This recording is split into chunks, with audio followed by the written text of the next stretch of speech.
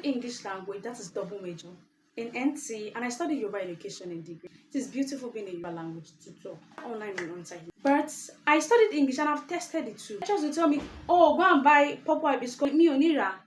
Go and buy palm wine drink and me onira. Go and buy the 10 pesos, I will not buy it. Then go social media, you can just Google. Then there was nothing like that. Like, I'm not saying there is no Google or anything. I just go there, just like me and my roommate. Let's check. Oh, this and this. So I will write the summary out and we'll read it and read it. And we'll digest it and but now, is it deal if I want to go online to check? I will have to buy the hard copy to read, to summarize, to understand by myself. Or is it SFA or I would not get that.